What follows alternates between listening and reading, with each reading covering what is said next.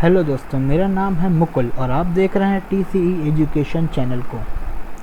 दोस्तों, मेरे पास लगातार बहुत सारी रिक्वेस्ट आ रही थी कि सर हम CCC के बारे में पूरी जानकारी करना चाहते हैं। आज इस लॉकडाउन में जब इंस्टीट्यूट्स ओपन नहीं हो रहे हैं तो बहुत से स्टूडेंट्स ऐसे हैं जिनका कोर्स अधूरे में ही रह गया है, और वे स्टूडेंट्स जो अपना कोर्स पूरा नहीं कर पाए हैं, जिनका CCC का सिलेबस पूरा नहीं हो पाया है, वो बहुत ही कन्फ्यूज़न में थे कि उनका कितना सिलेबस कवर हुआ है और कौन कौन सी टॉपिक्स उनके अभी बाकी रह गए हैं।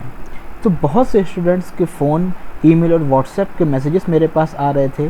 वो मुझसे कह रहे थे कि सर एक डिटेल वीडियो हमें दे दीजिए जिससे हमें पता चल जाए कि CCC में हमें क्या क्या पढ़ना है और ऑनलाइन क्लास के माध्यम से हम लोग उन टॉपिक्स को कवर कर सकें। तो आज मैंने ये डिटेल वीडियो आपके लिए बनाया है जिसमें आप CCC के बारे में सारी जानकारी पाएंगे। CCC का सिलेबस क्या है और साथ ही उसकी तैयारी हम किस तरीके से कर सकते हैं। सो स्टूडेंट, सबसे पहले तो हम यह जान लेते हैं कि CCC एक कंप्यूटर का बेसिक कोर्स है जिसका फुल फॉर्म है कोर्स ऑन कंप्यूटर कॉन्सेप्ट। अब इसके कंप्लीट सिलेबस के लिए आप जैसा कि स्क्रीन पे देख पा रहे हैं, मैंने रिवाइज्ड सिलेबस जो है उसको मैंने इंटरनेट पे इनकी वेबसाइट से डाउनलोड किया हुआ है, जो आपके सामने आपको दिखाई पड़ रहा है। तो फ्रेंड्स, ये नीलिट का कोर्स है NILIT, जो कि गवर्नमेंट ऑफ इंडिया द्वारा संचालित किया जाता है। इस कोर्स का फुल फॉर्म है कोर्स ऑन कंप्यूटर कॉन्सेप्ट यानी CCC। इसकी अवधि लगभग 80 घंटे की होती है। यहाँ पे देखिए उन्होंने मेंशन किया हुआ है कि ड्यूरेशन लगभग 80 घंटे की होती है, जिसमें 32 घंटे की लगभग थ्योरी होती है और 48 घंटे का 48 आवर्स का लगभग प्रैक्टिकल होता है। वैसे तो एक सिंपल एस्टीमेट है गवर्नमेंट की तरफ से, लेकिन मुझे ऐसा लगता है कि अगर आपको अच्छी ग्रेड चाहिए है तो आपको 80 घंटे से ज़्यादा मेहनत करनी पड़ेगी, क्योंकि इसमें A और S ग्रेड लाना थोड़ा सा कठिन होता है नए स्टूडेंट्स के लिए जिन्होंने पहले कभी भी कंप्यूटर नहीं पढ़ा है। लेकिन अगर आप पहले कोई कंप्यूटर कोर्स कर चुके हैं या आपने कंप्यूटर साइंस में डिग्री करी हुई है, जैसे BCA, DCA या फिर आपने BTech वगैरह किया हुआ, तो ये आपके लिए बहुत ही आसान होता है। आगे बढ़ते हैं, कुछ एलिजिबिलिटी की हम लोग बात कर लेते हैं। So no minimum qualification is required for applying and appearing for the examination in course on computer concept.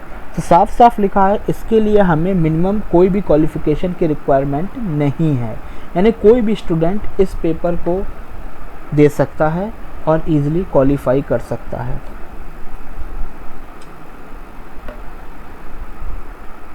Now अब हम जानते हैं इसके डिटेल्ड सिलेबस के बारे में। डिटेल्ड सिलेबस में सबसे पहला यहाँ पे चैप्टर आपको दिख रहा है इंट्रोडक्शन टू कंप्यूटर, यानी ये बिल्कुल बेसिक है। कंप्यूटर का इंट्रोडक्शन यहाँ पे रहेगा। कंप्यूटर का इंट्रोडक्शन क्या है, ऑब्जेक्टिव्स क्या हैं, लेटेस्ट IT गैजेट्स कौन कौन से हमारे पास हैं, evaluation of computer and its application, IT gadgets and their applications, basic of hardware and software. Hardware section इसमें आ जाता है, थ्योरेटिकल है। CPU क्या होता है, इनपुट डिवाइसेस क्या हैं, आउटपुट डिवाइसेस क्या हैं, कंप्यूटर मेमोरी और स्टोरेज क्या होती है, कंप्यूटर मेमोरी की यूनिट्स कौन कौन सी होती हैं, मेमोरी कितने टाइप की होती हैं, ये सारी चीज़ें इसके अंदर कवर होती हैं। ध्यान रखिएगा, एक चीज़ पहले समझ लीजिए कि मैं यहाँ पे आपको सिर्फ टॉपिक के नाम बता रहा हूँ, लेकिन ये सिर्फ जस्ट एक हेडिंग है। इसके अंदर बहुत सारा डिटेल में मैटर आपको पढ़ना पड़ेगा। फॉर एग्जांपल, जैसे यहाँ पे लिखा हुआ है कंप्यूटर मेमोरी एंड स्टोरेज, यहाँ पर तो उन्होंने सिंपल एक हेडिंग दे दी, लेकिन इसके अंदर मेमोरी कितने टाइप की होती है, प्राइमरी मेमोरी क्या है, सेकेंडरी मेमोरी क्या है, रैम, रोम, ठीक है ना, ये सारी चीज़ें आपको डिटेल में पढ़नी होंगी। ओके, देन इसके आगे बढ़ते हैं। यहाँ पे है सॉफ्टवेयर। सॉफ्टवेयर कितने टाइप के होते हैं, application software, system software, utility software, open source software कौन से होते हैं, प्रोप्राइटरी सॉफ्टवेयर कौन से होते हैं, मोबाइल ऐप्स क्या होती हैं, ये सारी चीज़ें हमारे फर्स्ट चैप्टर में आती हैं। इसके बाद सेकंड चैप्टर को ध्यान से देखते हैं। यहाँ पे आता है इंट्रोडक्शन टू OS। OS का मतलब होता है ऑपरेटिंग सिस्टम, ठीक है। सो सेकंड चैप्टर पूरा हमारा ऑपरेटिंग सिस्टम बेस्ड होता है। Introduction to operating system, objective क्या है, ऑपरेटिंग सिस्टम क्या होता है, basic of operating system, operating system for laptop, desktop, operating system for mobile phones and tablets, ठीक है ना। यूज़र इंटरफेस कौन कौन से होते हैं, कैरेक्टर यूज़र इंटरफेस क्या है, ग्राफिकल यूज़र इंटरफेस क्या है, इसका पूरा डिटेल्ड आपको पढ़ना पड़ेगा। टास्क बार क्या होता है, आइकन्स क्या हैं, शॉर्टकट्स क्या हैं, रनिंग एंड एप्लीकेशंस, किसी एप्लीकेशन को रन कैसे करते हैं, क्लोज कैसे करते हैं, उसका शॉर्टकट कैसे बनाते हैं, ये सारी चीज़ें इसमें आपको पढ़नी पड़ेंगी। Operating system simple setting, operating system में सेटिंग्स और कॉन्फ़िगरेशन कैसे होती हैं, माउस सेटिंग कैसे करेंगे, उसकी प्रॉपर्टीज़ को कैसे चेंज करेंगे, ये सारी चीज़ें इसमें हमें पढ़नी होती हैं। ऑपरेटिंग सिस्टम में डेट एंड टाइम कैसे सेट करते हैं, डिस्प्ले प्रॉपर्टी कैसे सेट करते हैं, ये सारी चीज़ें इसमें हमें कवर करनी होती हैं। अब याद रखिए यहाँ पे सिंपल ऑपरेटिंग सिस्टम लिखा है, इसमें हमें CUI GUI दोनों कवर करने होंगे। CUI में DOS और यूनिक्स के कमांड हमें पढ़ने होंगे, और GUI में हमें विंडोज़ ऑपरेटिंग सिस्टम और उबंटू ऑपरेटिंग सिस्टम को भी पढ़ना होगा। जी हाँ, यहाँ पर उबंटू और विंडोज़ दोनों के बारे में हमें थोड़ी जानकारी लेनी पड़ेगी। आगे बढ़ते हैं। फाइल और फोल्डर का मैनेजमेंट हम ऑपरेटिंग सिस्टम में कैसे करेंगे, फाइल्स के एक्सटेंशंस क्या होते हैं, ये सारी चीज़ें हमारे चैप्टर नंबर 2 में कवर होती हैं, जैसा कि आप यहाँ पे देख पा रहे थे। थर्ड चैप्टर हमारा आता है माइक्रोसॉफ्ट ऑफिस वर्ड का। जी हाँ, यहाँ पे माइक्रोसॉफ्ट ऑफिस को इंट्रोड्यूस करते हैं। माइक्रोसॉफ्ट ऑफिस में वर्ड, एक्सेल और पावर पॉइंट, इन 3 सॉफ्टवेयर को हम कवर करते हैं। सो पहला सॉफ्टवेयर है Microsoft office word. So word का इंट्रोडक्शन, ऑब्जेक्टिव, वर्ड प्रोसेसिंग के basics, opening up word processing package, title bar, menu bar, tool bar, side bar, creating a new document, opening and closing document, opening a document, save as, closing, using the help, page setup, print preview, printing of document, PDF and saving document as PDF, text creation and manipulation, document creation, editing text, text selection, cut, copy, paste, font, style, size selection, alignment of text, undo, redo, autocorrect, spelling and grammar, find and replace, then formatting the text, जिसमें हम पढ़ते हैं paragraph, bullets, numbering, change case, header and footer. Then आता है table manipulation, insert and draw table, changing cell width and height, alignment of text in cell, delete, insertion of row and column and merging and splitting of cells, border and shading. Then आता है mail merge. तो यहाँ पे आप देखेंगे कि Microsoft word का पूरा बेसिक इन्होंने कवर किया हुआ है। माइक्रोसॉफ्ट वर्ड कैसे ओपन करते हैं, फाइल कैसे बनाते हैं, फाइल को सेव एज कैसे करते हैं, सेव और सेव एज में डिफरेंस क्या होता है, ये बहुत ही इंपॉर्टेंट है, अक्सर पूछा जाता है। सेव एज की शॉर्टकट कीज अक्सर पूछी जाती हैं। क्लोज करना डॉक्यूमेंट कैसे, हेल्प कैसे हम ले सकते हैं, टेक्स्ट कैसे क्रिएट करते हैं, फॉर्मेट कैसे करते हैं, टेबल्स वगैरह कैसे क्रिएट करते हैं, टेबल में डेटा को कैसे सेट करते हैं, मेल मर्ज क्या है, उसकी एप्लीकेशंस क्या हैं, ये सारी चीज़ें इसमें कवर होती हैं। यानी वर्ड का बहुत एडवांस नहीं है, बट बेसिक ऑफ वर्ड आपको यहाँ पे पढ़ना पड़ेगा। चैप्टर नंबर 4 में हमारा कवर होता है स्प्रेडशीट, जिसे नॉर्मली हम लोग कहते हैं माइक्रोसॉफ्ट एक्सेल। ये एक मैथमेटिकल कैलकुलेटिव सॉफ्टवेयर है, जहाँ पे हम इजीली डेटा एंट्री कर सकते हैं, data manipulation, data filter, data sorting, ये सारे काम हम डेटा पे कर सकते हैं। सो यहाँ पे एलिमेंट्स ऑफ स्प्रेडशीट क्या होता है, how to create spreadsheet, how to copy paste, concept of cell addressing क्या होती है, रेफरेंसिंग क्या होती है, रिलेटिव रेफरेंसिंग क्या है, एब्सोल्यूट रेफरेंसिंग क्या है, मिक्स रेफरेंसिंग क्या है, ये सारी चीज़ें आपको पढ़नी होती हैं। Data entry, text entry, number data entry, date and time की एंट्री कैसे होती है, पेज सेटअप क्या है, प्रिंटिंग ऑफ वर्कशीट क्या है, सेविंग अ स्प्रेडशीट को हम सेव कैसे कर सकते हैं, किसी भी स्प्रेडशीट को ओपन या हम क्लोज किस तरह से कर सकते हैं, वो चीज़ें इसमें कवर होती हैं। Then manipulation of cell and sheet, किसी भी शीट को या सेल को मैनिपुलेट कैसे करते हैं, मॉडिफाई करना, एडिट करना, फॉर्मेट करना, कट कॉपी पेस्ट करना, सेल की हाइट और विड्थ को चेंज करना, किसी भी रो को इंसर्ट या कॉलम को इंसर्ट और उनको डिलीट करना, ऑटोफिल क्या होता है, सॉर्टिंग क्या होती है, फिल्टरिंग क्या होती है, बेसिक फ़िल्टर क्या है, एडवांस फ़िल्टर क्या है, फ्रीजिंग क्या होती है, फार्मूलाज, जितने टाइप के फार्मूलाज होते हैं वो हमें यहाँ पे पढ़ने होते हैं, जैसे मैथमेटिकल फार्मूला है, टेक्स्ट फार्मूला है, लुकअप फंक्शंस हैं, डेट टाइम फंक्शंस हैं, ये सारी चीज़ें हमको पढ़नी होती हैं। जिसमें एक बहुत अच्छा चैप्टर आता है हमारा चार्ट्स का। चार्ट्स का मतलब होता है ग्राफिकल रिप्रेजेंटेशन ऑफ डेटा।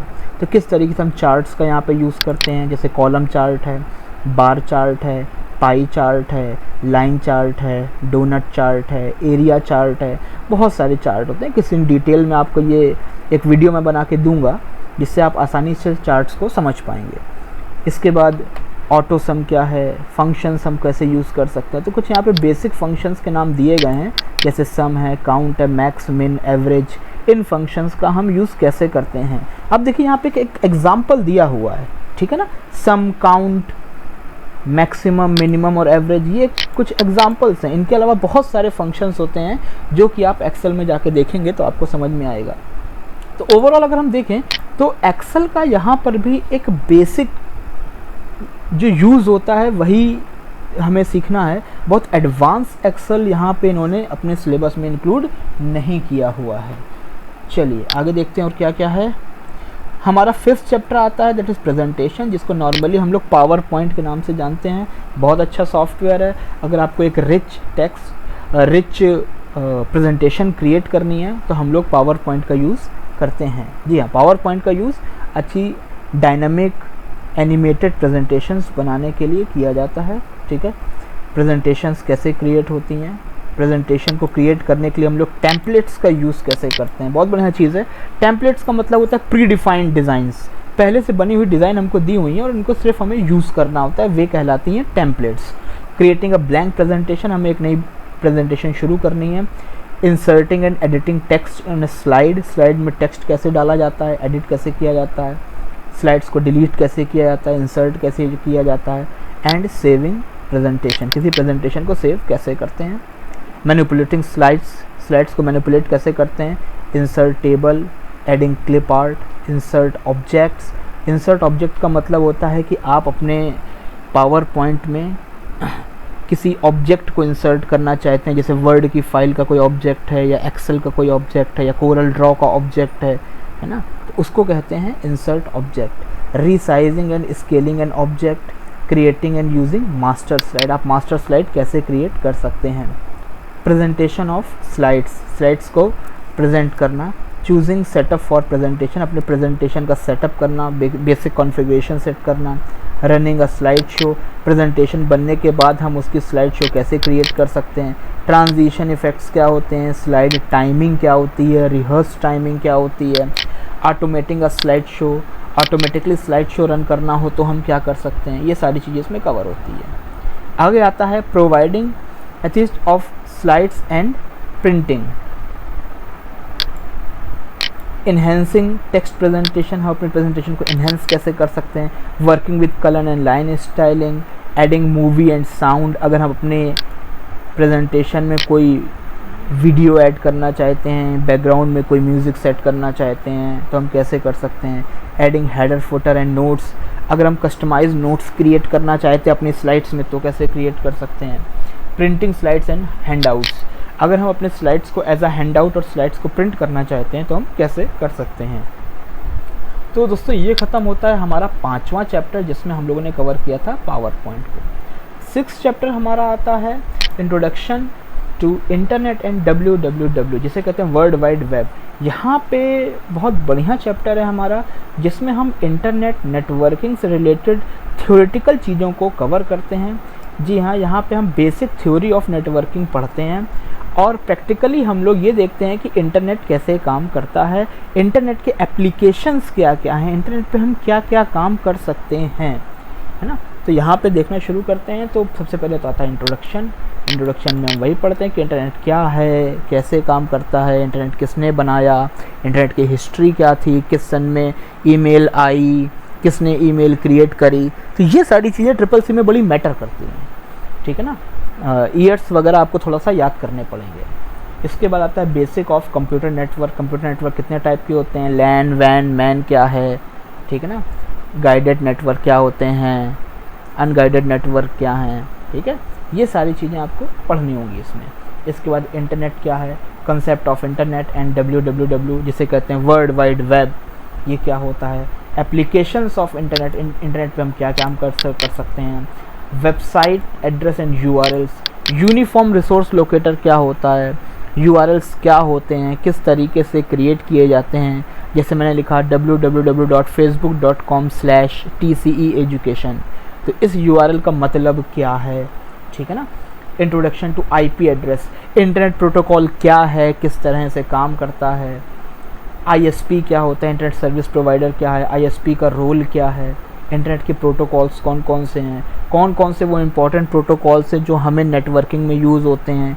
यहाँ पे छोटा सा इंट्रोडक्शन आपको प्रोटोकॉल का पढ़ना पड़ेगा, जैसे TCP प्रोटोकॉल क्या होता है, IP क्या होता है, IMAP क्या होता है, SMTP क्या होता है, POP1, POP2, POP3 प्रोटोकॉल क्या करते हैं, ये कुछ चीज़ें आपको यहाँ पे कवर करनी होती हैं। Mode of connecting internet, internet connect कैसे कर सकते हैं, हॉटस्पॉट क्या है, वाईफाई क्या है, लैन केबल, ब्रॉडबैंड, DSL, ये सारी चीज़ें यहाँ पे कवर होती हैं। मैक एड्रेस क्या होता है, IMEI नंबर क्या है, ठीक है।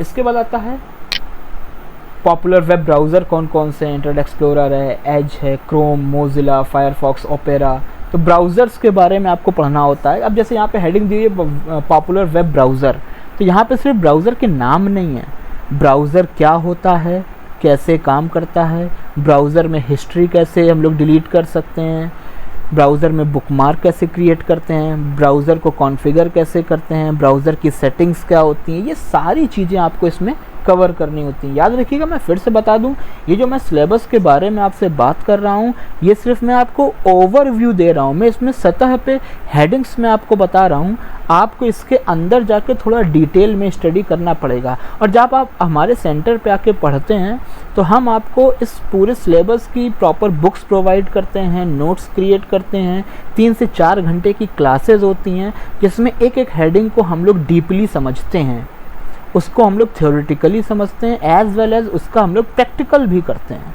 ठीक है।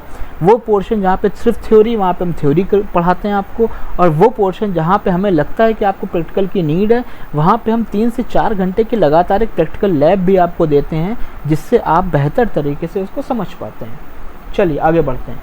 एक्सप्लोरिंग द इंटरनेट, इंटरनेट पे कैसे काम करते हैं, सर्फिंग द वेब, इंटरनेट पे काम कैसे करते हैं, गूगल सर्च इंजन कैसे काम करता है, ईमेल कैसे करते हैं, काफ़ी सारी चीज़ें होती हैं। पॉपुलर सर्च इंजन कौन कौन से हैं, वो कैसे काम करते हैं, बोट्स कैसे काम करते हैं, इंटरनेट पे किस तरीके से हम लोग डेटा को सर्च कर सकते हैं, downloading web pages, printing web pages, ये हमारा 6 चैप्टर कवर होता है, जिसमें हम लोग इंटरनेट और वर्ल्ड वाइड वेब और नेटवर्किंग के बारे में पूरी नॉलेज लेते हैं। मोस्ट ऑफ चीज़ें यहाँ पर हम लोग थ्योरेटिकल होता है, प्रैक्टिकल बहुत ज़्यादा नहीं है, लेकिन हाँ इंटरनेट पे वर्किंग कैसी है वो पूरा एक प्रैक्टिकल सेशन में कवर होता है। 7th चैप्टर हमारा आता है email, social networking and e governance services. ये पूरा एक प्रैक्टिकल सेक्शन में आ जाता है, जिसमें सबसे पहले हम लोग पढ़ते हैं यूजिंग ईमेल। ईमेल क्या है, ईमेल कैसे काम करता है, स्ट्रक्चर ऑफ ईमेल, ईमेल का स्ट्रक्चर कैसे है। जैसे मैंने लिखा abc@gmail.com, तो abc जो है वो आपका यूज़र नेम है और gmail.com आपकी वो वेबसाइट है जिस पे आपने अपना ईमेल क्रिएट किया हुआ है, यानी वो डोमेन है आपका। चलिए, using email, opening email account, email account open कैसे किया जाता है, मेल बॉक्स, इनबॉक्स क्या होते हैं, आउटबॉक्स क्या होते हैं, creating and sending new email, नई ईमेल कैसे क्रिएट करेंगे, ईमेल को कैसे सेंड करेंगे, reply to an email message, email का रिप्लाई कैसे किया जाता है, फॉरवर्डिंग एंड ईमेल मैसेजेस, अगर आपके पास कोई मेल आई है तो उसको आगे फॉरवर्ड कैसे करते हैं, सर्चिंग ईमेल, अपने इनबॉक्स में किसी ईमेल को कैसे सर्च करते हैं, अटैचिंग फाइल विद ईमेल, अगर आप अपने ईमेल के साथ किसी ऑडियो, वीडियो, टेक्स्ट या वर्ड की फ़ाइल को अटैच करके भेजना चाहते हैं तो वो काम कैसे करते हैं, ईमेल सिग्नेचर, अगर आप ईमेल में अपने सिग्नेचर अटैच करना चाहते हैं तो कैसे करेंगे। देन आगे आता है social networking and e commerce. Social networking कैसे काम करती है, क्या है, उसके एडवांटेजेस क्या हैं, उसके डिसएडवांटेजेस क्या हैं, कैसे हमें अपने अकाउंट को सिक्योर करना है, कैसे हम फ्रॉड से बच सकते हैं, ये सारी चीज़ें इसमें कवर होती हैं। सो सोशल नेटवर्किंग में सबसे बड़ी साइट सबको पता है फेसबुक कैसे काम करती है, ट्विटर क्या है, लिंक्डइन क्या है, इंस्टाग्राम क्या है, ये सारी चीज़ें हमें पढ़नी होती हैं। इंस्टेंट मैसेजिंग, जिसको नॉर्मली हम लोग चैटिंग भी बोलते हैं, तो इंस्टेंट मैसेजिंग क्या है, नेटिकेट्स, उस पर काम करने के व्यवहार क्या हैं, ये सारी चीज़ें हमें समझनी होती है। व्हाट्सएप क्या है, कैसे काम करता है, फेसबुक मैसेंजर, टेलीग्राम, इनके बारे में जानकारी। देन आता है इंट्रोडक्शन टू ब्लॉग, बहुत बढ़िया चीज़ है। ब्लॉग क्या है, हम ब्लॉग कैसे क्रिएट कर सकते हैं, ये इसमें हम पढ़ते हैं। Basic of e commerce, e commerce क्या होता है, ई कॉमर्स कितने टाइप का है, B2B, B2C, C2C, कितने टाइप के तरीके हैं, वो सारी कितने टाइप के ई कॉमर्स होते हैं, हम ये सब पढ़ते हैं। नेटिकेट्स, इंटरनेट पे काम करने के तरीके क्या हैं। Overview of e governance service like railway reservation, passport, E hospital. आजकल आपने देखा है कि गवर्नमेंट पूरी तरीके से ऑनलाइन हो चुकी है, ठीक है ना। सो ई गवर्नेंस सर्विसेज कैसे काम करती हैं, IRCTC पे हम किस तरीके से अपनी रेलवे टिकट्स को बुक करते हैं, हम अपना पासपोर्ट किस तरीके से क्रिएट कर सकते हैं, गवर्नमेंट द्वारा जो सुविधाएं हमें ऑनलाइन दी जा रही हैं उनका यूज़ कैसे कर सकते हैं, वो सारी चीज़ें हम यहाँ पे समझते हैं। डिजिटल लॉकर क्या है, गवर्नमेंट ने बहुत अच्छी सुविधा दी है कि हम अपने सारे डॉक्यूमेंट्स को ऑनलाइन करके रख सकते हैं ताकि हम अपने फिज़िकल डॉक्यूमेंट्स को कहीं लाने ले जाने से बच सकें, वो कहलाता है डिजिटल लॉकर। तो वो कैसे काम करता है वो भी हम यहाँ पे पढ़ सकते हैं। तो ओवरऑल 7th चैप्टर में आप देखते हैं कि हम ईमेल, सोशल नेटवर्किंग और ई गवर्नेंस के बारे में पढ़ते हैं। दोस्तों 8वां चैप्टर हमारा आता है digital financial services, digital financial tools and applications, जहाँ पर स्पेशली मोदी गवर्नमेंट ने इस चैप्टर को इसलिए ऐड किया है ताकि वो कैशलेस इकोनॉमी की तरफ धीमे धीमे हमको मूव कर सकें। जी हाँ, इसमें पूरी तरीके से गवर्नमेंट की जो पॉलिसीज़ चल रही हैं, गवर्नमेंट की जो स्कीम्स चल रही हैं, ठीक है, उसके बारे में यहाँ पे काफ़ी कुछ समझाया गया है और हम डिजिटल पेमेंट की तरफ किस तरीके से धीमे धीमे अग्रसर हो सकते हैं, उसके लिए इस टॉपिक में बहुत अच्छा ही मटेरियल पढ़ने को दिया गया है। जैसे यहाँ पे हम पढ़ते हैं digital financial tool, understanding OTP क्या होता है, QR कोड क्या होता है, UPI पेमेंट क्या होते हैं, आधार इनेबल पेमेंट सिस्टम क्या होते हैं, USSD रिक्वेस्ट क्या होती हैं, क्रेडिट कार्ड क्या है, डेबिट कार्ड क्या है, ई वॉलेट क्या है, POS मशीन्स क्या होती हैं, इंटरनेट बैंकिंग क्या है, NEFT, RTGS, IMPS क्या होते हैं, इनमें क्या डिफरेंस है, हम कैसे कर सकते हैं, ऑनलाइन बिल पेमेंट क्या होती है, और इस तरीके की इलेक्ट्रॉनिक पेमेंट सर्विसेज के बारे में पूरी जानकारी इसमें हमको दी गई है।